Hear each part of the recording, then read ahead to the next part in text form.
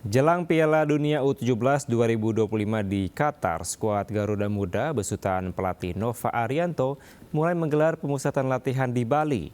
Dalam pemusatan latihan ini, 9 pemain diaspora dipanggil untuk mengikuti seleksi.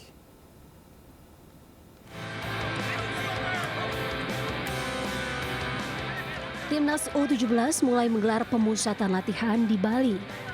Bertempat di Stadion Gelora Samudra Kuta, sebanyak 32 pemain mengikuti pemusatan latihan ini. Coach Nova turut memanggil 9 orang pemain diaspora yang tersebar di klub sepak bola Belanda, Australia, dan Italia. Dari 32 pemain yang menjalani seleksi, akan terpilih 21 pemain yang memperkuat timnas pada Piala Dunia U17 2025 November mendatang di Qatar. Di awal pemusatan latihan, pelatih Nova Arianto memfokuskan latihan fisik dan adaptasi cuaca dengan para pemain Garuda Muda. Dua pemain ya, karena sekali Goli sedang persiapan di Piala Presiden, termasuk si Nasril ya. Nasril yang di Persib, termasuk ada juga si Raka yang masih bermain di Persib. Jadi mereka fokus di sana dan kita fokus dengan pemain yang ada untuk kita memulai latihan. Piala Dunia U17 2025 akan berlangsung pada tanggal 3 sampai 27 November 2025 di Qatar. Ajang ini diikuti 48 negara yang terbagi dalam 12 grup, di mana Indonesia berada di grup H bersama Brazil, Honduras, dan Zambia. Dari Badung, Bali, Indira Ari melaporkan. Kita ke informasi lain, pemirsa. Jalan-jalan ke Bandung, Jawa Barat, Anda bisa mencoba jajanan Tempo Dulu di Desa Cigugur Girang, Bandung Barat. Tak hanya jajanan jadul yang membuat pengunjung betah, pengunjung juga bisa bernostalgia menikmati permainan Tempo Dulu.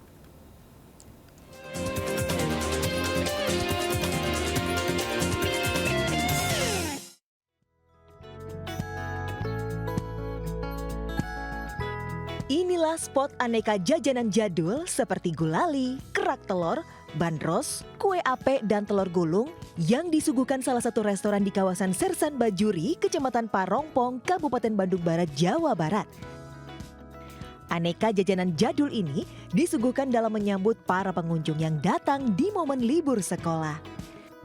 Berada tepat di dekat pintu masuk, spot aneka jajanan yang sudah jarang dijumpai di perkotaan ini langsung dikerumuni wisatawan yang penasaran untuk melihat dan mencobanya.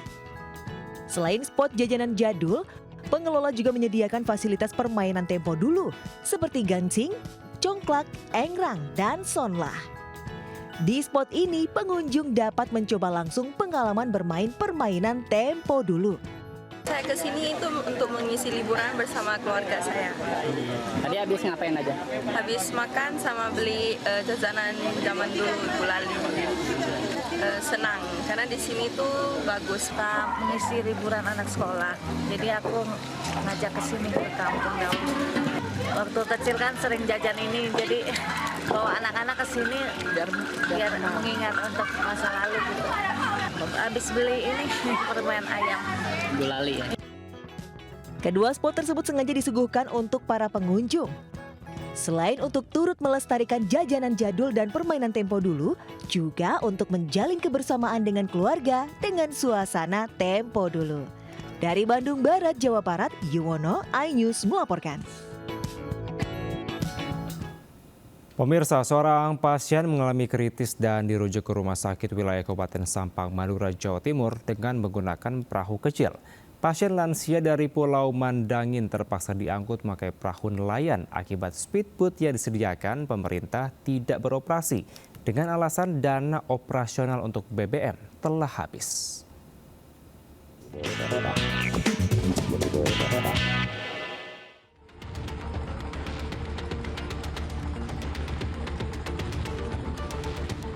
Beginilah kondisi seorang pasien dari Pulau Mandangin, Kabupaten Sampang, Madura, Jawa Timur, tengah terbaring di sebuah perahu kecil saat hendak dirujuk ke sebuah rumah sakit.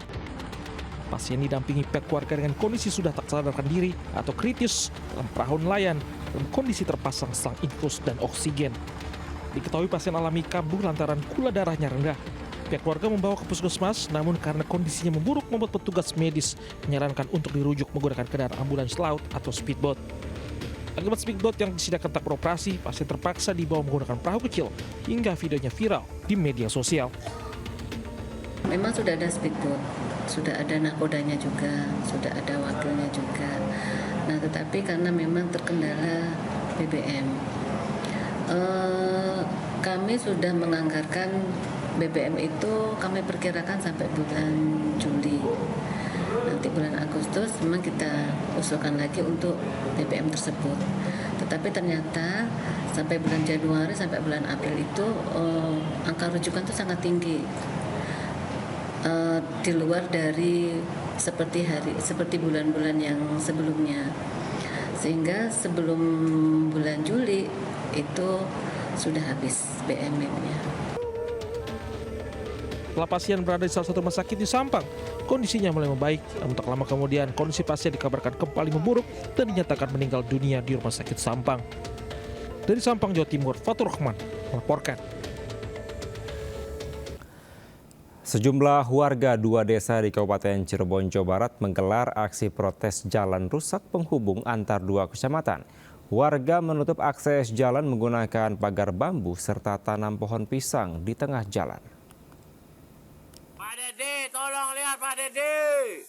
Pecatin aja kepala desa Japura Lor, Japura Kidul Pak Dede. Inilah video aksi protes jalan rusak dan berlumpur penghubung antara 2 kecamatan di Kabupaten Cirebon, Jawa Barat. Jalan poros kabupaten menghubungkan antar kecamatan Astana Japura dengan kecamatan Pangenan Pitu kini menjadi simbol kelumpuhan infrastruktur yang nyaris dibiarkan 2 dekade tanpa perhatian serius dari pemerintah. Warga sudah kehilangan sabaran menutup akses jalan dengan bambu dan bahkan melakukan aksi mandi lumpur di kubangan jalan berlumpur yang licin dan membahayakan bagi pengendara motor. Warga berharap tindakan nyata pemerintah daerah memperbaiki jalan. Korban banyak, kurang lebih 9 orang lah. Kebanyakan yang jatuh orang ke pasar, orang mau ke musola. Biasanya kejadian itu pagi habis subuh. Pada jatuh tuh karena jalannya licin. Rusak parah. Kondisi jalan poros kabupaten rusak parah ini bukan kasus pertama di Kabupaten Cirebon. Bahkan pihak desa setempat sempat berupaya mengajukan permohonan untuk perbaikan. Dari Cirebon, Jawa Barat, Toyo Iskandar, iNews melaporkan.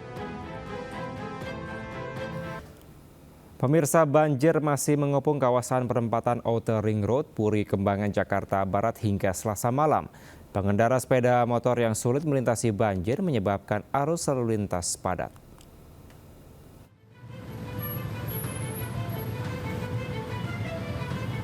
Kepadatan arus lalu lintas terjadi di perempatan Outer Ring Road, Puri Kembangan, Jakarta Barat. Pemotor yang akan menuju Karangtengah dan Meruya belum bisa melintas karena banjir masih mengepung jalan penghubung masyarakat yang hendak ke wilayah Ciledug, Tangerang. Sejumlah pemotor terpaksa menuntun kendaraannya menerobos banjir lebih dari setengah meter. Pengendara lainnya memilih kendaraannya diangkut gerobak. Petugas mengimbau kepada pengendara untuk memilih jalur alternatif ke Ciledug dengan mengarah ke Jalan Kembang Kerep. Sementara untuk mengatasi banjir, 3 unit pompa portable dengan kapasitas masing-masing 100 liter per detik dikerahkan untuk menyedot air dari jalan. Untuk banjir yang ke arah Karangtengah, terutama di Karangtengah, ke arah Ciledug itu, kendaraan roda 2 belum bisa melintas, mengingat kedalamannya masih mencapai 60 sampai 70. Kalau untuk alternatif, bisa melintas melewat jalan Kembang Kerep yang akan Meruya, bisa naik langsung ke arah Meruya. Banjir masih merendam perumahan Ciledug Indah 2, Tangerang, Banten. Ketinggian air berkisar 20 hingga 60 cm. Proses pendistribusian logistik masih terus dilakukan oleh petugas untuk warga yang memilih tinggal di lantai 2 rumahnya. Banjir terjadi akibat meluapnya Kali Angke yang dipicu curah hujan dengan intensitas tinggi beberapa hari terakhir. Ratusan jiwa terdampak banjir dievakuasi dengan menggunakan perahu karet. Korban banjir kemudian disebar di 3 posko pengungsian. Tim Liputan iNews melaporkan. Sementara Gubernur Jakarta Pramono Anung meminta maaf kepada seluruh masyarakat yang terdampak banjir yang melanda Jakarta. Pramono menyoroti pentingnya koordinasi antar dinas terkait untuk mengantisipasi banjir. Lagi meminta maaf kepada warga, kita nggak usah malu untuk meminta maaf kepada warga. Karena itu adalah apa? Ini bukan sesuatu yang kita rencanakan. Kita akan bekerja keras dan saya akan bekerja keras untuk itu, berpikir bagaimana menangani ke depannya. Lagi meminta maaf kepada warga, kita nggak usah malu untuk meminta maaf kepada warga. Karena itu adalah apa? Ini bukan sesuatu yang kita rencanakan. Kita akan bekerja keras dan saya akan bekerja keras untuk itu, berpikir bagaimana menangani ke depannya.